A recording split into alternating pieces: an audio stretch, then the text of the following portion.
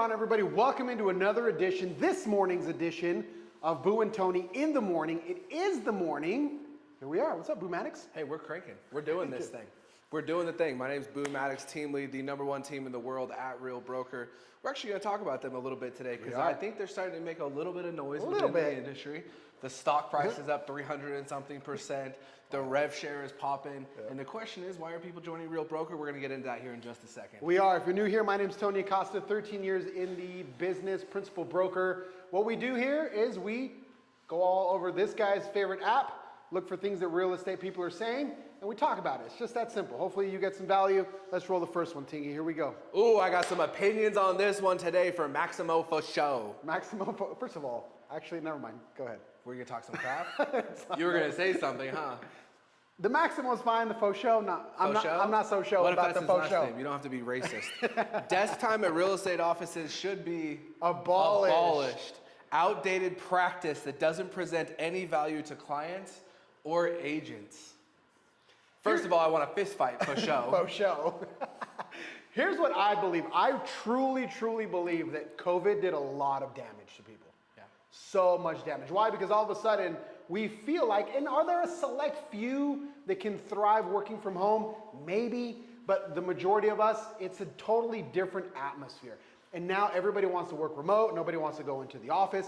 But there's something to be said about showing up to work.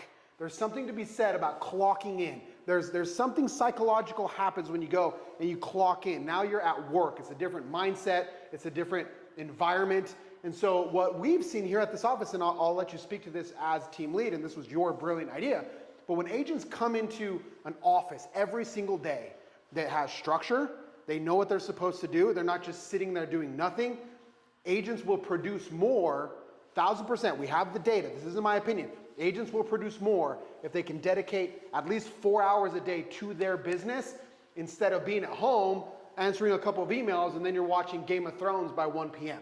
Yeah, if you look at the numbers, we talk about the 70% all the time. 70% of agents are doing 4 transactions or less. Here's the reality. If you have an agent and you've been on my team for longer than 6 months, you are selling more than 4 houses in those 6 months. I don't have anybody across our 50-something person deep roster that has been with us for longer than 6 months that has not sold 4 houses or more. Say that again, because guys, I mean, again, that is... We're breaking the industry is the reality of it. And one of the things that I absolutely have to attribute this to is the office hours. Now, are they mandatory for some agents? Yes. For a Tony Acosta? No, but let's take your production, for example. Sure. You have been in this for 13 years. You say it at the beginning of every show. The most listings that you've ever had at any one point was 4 listings. Yep. You join the team. Nothing else really changes except that you are in the office more. And what happens? How many listings are you holding currently? I peaked at 15. And then you sold a bunch of them. At once, and I sold a bunch. And you sold a bunch of them. So what is the difference? How do you take an agent from year 12 to 13 and help them go from 4 listings at once to 15 listings at once? It's because they're in the office doing the thing. Now here's the other side of this too. I would bet $100 that Maximo Fauchot is not a top producer. Now here's why I say that. Part of why I wanted the office hours was to get newer agents into the office producing at a quicker rate. The other part of this was though is that I looked at top producers that I knew, including myself. I had never seen a top producer that did not have structured office hours for themselves, that did not have structured desk hours for themselves. So when I sat here and I was like, okay, I have 2 goals in here. Number 1, I want to get agents into production quickly. Does office hours help with that? Absolutely. Number 2, I want to have agents stay in production for longer than what our industry average is. Will that be accomplished by having office hours? Yes, it will. So is it an archaic, dead practice? I would say it's the exact opposite, and it's what more of our industry needs. I agree, as long as the leadership can structure it properly. It's not just about sitting there, my guy. Anybody that feels that way, maybe it's like, hey, if I'm gonna do nothing anyway, I might as well do nothing at home. You have to have structure, know what you're doing, have KPIs, and work the system. Roll it, Tingy, work the system. All right, here we go. Mortgage brokers / loan officers. Your clients are not stupid. Your realtor partners are not stupid. They just don't know, which is kind of a contradicting statement, isn't it? All right, I don't know. Cody C. Stevens. Be a pro. It's not their job to know it's yours. The business is hard, hence why it can be very lucrative. Be a savage for the people you serve, and you'll always be in high demand. Here's why I chose this. Because I'm currently in a situation where we have a little bit of a complex file. And I've seen 2 different kinds of loan officers. There's the loan officer, and this applies to realtors as well. that will say, they'll do the bare minimum. Do they qualify for a conventional mortgage? Yes or no? So we had one lender say, nope, they don't qualify. Then I have another lender that says, hey, they don't qualify for a conventional mortgage, but I got this program. I got this portfolio loan. We can do a bank statement. Maybe we can do a DSCR. Options. So I really wanted to choose this because when he says they don't know, that might be true. There might be a lot of agents out there that aren't that familiar with the programs. The reason why I got my mortgage license was exactly because of this. So that when the loan officer wouldn't do it, I had a little bit of knowledge to be able to say, hey, maybe we go this route, maybe we go this route. So for realtors, for loan officers, be a solution finder. Be creative, give ideas, give your opinion. It's not just, well, this app says you don't qualify, so I guess you don't qualify, come back later. Yeah, we talked about this a week ago when it was a loan officer asking me what can a value add be. Yes. A solution-based loan officer is a loan officer that I want to work with. And I think that loan officers need to do a better job, just like we tell agents all the time. You have to help me understand what it is that you're doing for my client. Boo, I tried this, I tried this, I tried this, I tried this, I tried this. They don't work, but within 6 months, I can put them into this program. Now you are giving me an opportunity to then go back to the client and figure out a solution. This is all we need. I need a shot. Even if it's not the best shot, I need a shot, and it will be crazy to see what happens. So if you're a loan officer trying to figure out how to create value, I tell all of my agents all the time, don't be a loan officer. Don't step over that line and try to be a loan officer because there's too much, it's too complex, there's too much for you to understand. Find a partner that you can trust, that you can say, hey, I got this new buyer, his name's Tony, he might not qualify for this, this, and this, but he might have a shot at this, and roll with it that way, and find a partner that will help you actually close transactions, not just the easy ones, because there's 1,000 loan officers that can close the easy ones. Especially in this market, bro, and especially the way things are gonna go, there's so many different kinds of programs out there. So LOs, get educated. There's so much more than FHA and conventional. There's so much more out there. Get educated, and that will even help you generate more business. Yeah, and if you feel like the company that you're at doesn't have any alternative methods, Get out. if you're at Wells Fargo, if you're at American First Credit Union, walk away if you're actually trying to make your name for yourself in this business, because you are never going to be able to succeed there. If you want to close 40 deals a year, 40 loans a loan, 50 loans a year, there are 50 DSCR loans in Utah County. Absolutely. There are 50 bank statement loans in Utah County. Specialize, you'll do better. All right, here we go. Ooh. This one's yours. I'm really excited to get your take on this, Mr. Brokerland.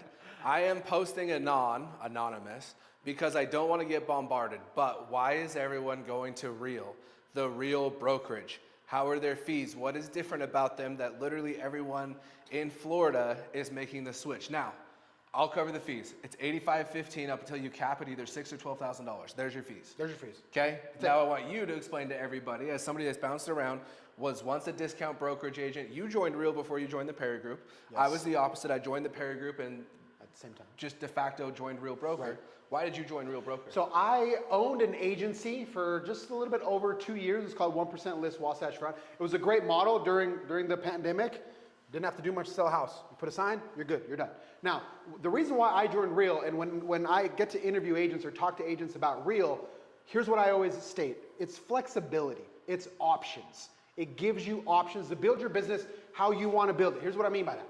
If you want to just produce, if you say, my guy, I don't really care about like the recruiting stuff and stocks, I don't care. I just want to sell homes. Great, an affordable split, affordable cap, great resources, awesome. Great leadership, Tamir, Sharon, phenomenal on that end. You want to build an organization, you want to recruit, you want to learn about RevShare, you have that option. It's not imposed upon you, it's an option. You want to get into stocks, you're a stock guy, you said the stock went up 300%, you vibe with that, great, we have an awesome stock program. You don't have to. You want to become what we call an elite agent and teach classes and get stock from teaching the classes, you want to be an educator, a mentor, great, there's an option for that. So for me, it was all about flexibility. How do you want to build your business, and how can the brokerage give you resources to be able to build however you want to build? That's why I think Real is so unique. Yeah, I think Real has a big focus on the same thing that we focus on here at the Perry Group, and that is, how can I make these splits seem as affordable as possible? How can I make these splits seem like the biggest discount that has ever existed within our model? And Real is doing an incredible job at that. Here's the other part too for me. if you are really, really good at this job, if you are really, really good at selling houses, regardless on whatever brokerage you're at, two things are going to happen. Number one, you're going to be asked to mentor. You're going to be asked to give back, usually for free. Yep. But then number two, agents are going to naturally be attracted to the brokerage that you are at. That is going to happen regardless on what brokerage you're at. The only difference with Real Broker, they compensate you for doing both, and that's why I love being here. Love it. Next, Tingy. Last one. I'm seriously over people right now. I Poor get you. Pricey. Hey, Pricey Mommy, I get you. I get you, Pricey Mommy. So far, about 8 friends have chosen to go with a different realtor, and it honestly feels like a slap in the face. I know I shouldn't let emotions get in the way, but having my own friends act like I'm not credible, that hits hard. Then they still want to hang out like nothing happened, as if it's all good. Is it just me, or is it beyond weird? Am I overthinking this? So this comes to the concept of getting cheated on. Have you ever been cheated on? I've been cheated on by family members, friends, 100%. How does that make you feel?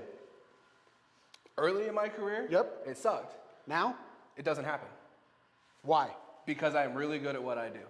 Now I am good enough at what I do that my people, my platform, my marketing, everything like that is in alignment to the point where I have not seen anybody transact in the last 24 to 36 months where I looked at it and said, you should have been working with me. You ask here, Pricey, if you are overthinking it. I think you're underthinking it. This has happened 8 times to you and nothing has changed within your business. Broken. The same.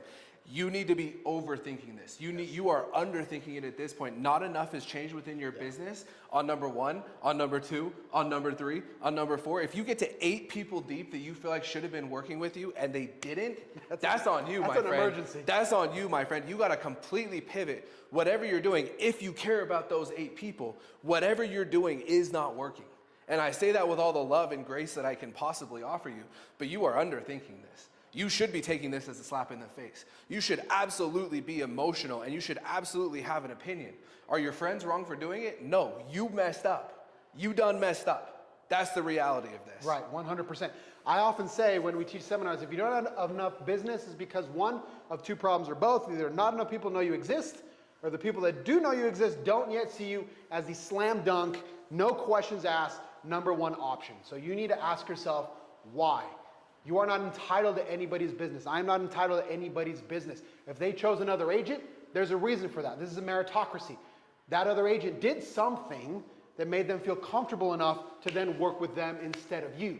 So you can't just sit back and say, all my friends are going to use me just because I have a pulse and a license. That's not the way that works. So you got to be a little bit more humble. Go out and get these people, look in the mirror.